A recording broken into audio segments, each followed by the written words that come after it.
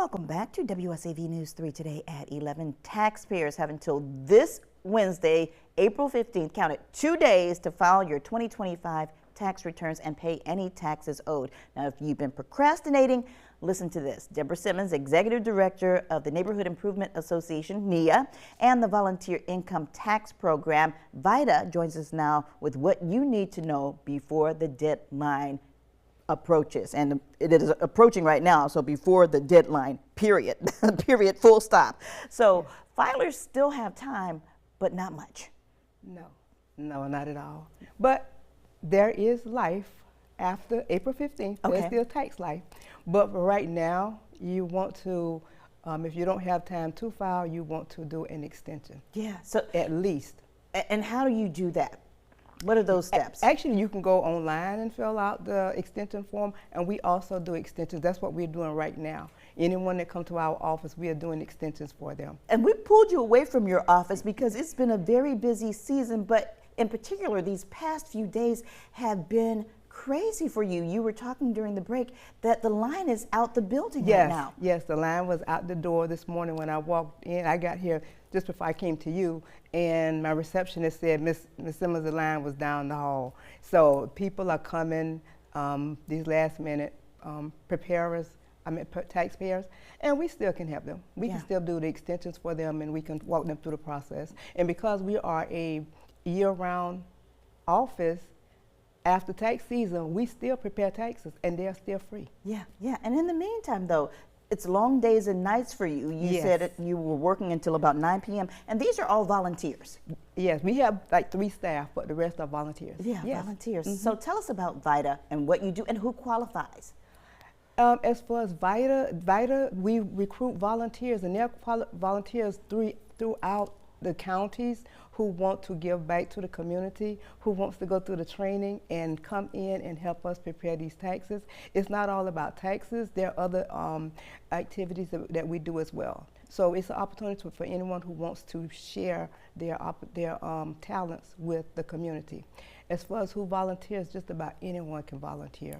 There are some returns that the IRS said that it's out of scope for us, but most of the returns most of the people who come in to us, we can do their returns. Yeah, and that's what I was going to go into. According to the IRS, most tax payers do qualify to file electronically at no cost. Yes. And the only time they do not file electronically is if something happens. For example, if they are given an identity protection pin from the IRS, if they can't get that pin, they would need to mail it in. Yeah. But the IRS prefer you to e-file. Yeah, you mentioned mail in.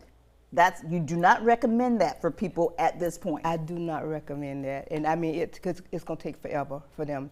And the other thing that people need to be aware of is the IRS is moving away from paper checks.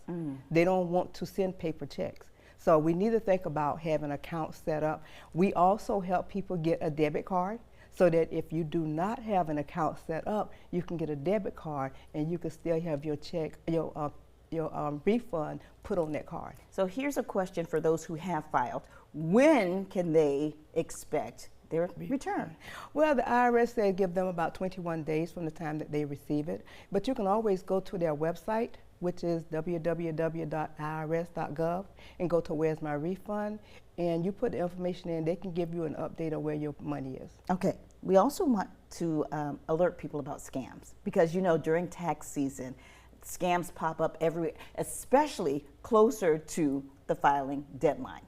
Yes, and you want to be aware of that, and I've gotten them myself. I've gotten the phone calls, telling me this is your last warning, this is your last warning. I get about 4 or 5 last warnings. But you want to make sure that most of the time the IRS is going to write you. They're not going to call you.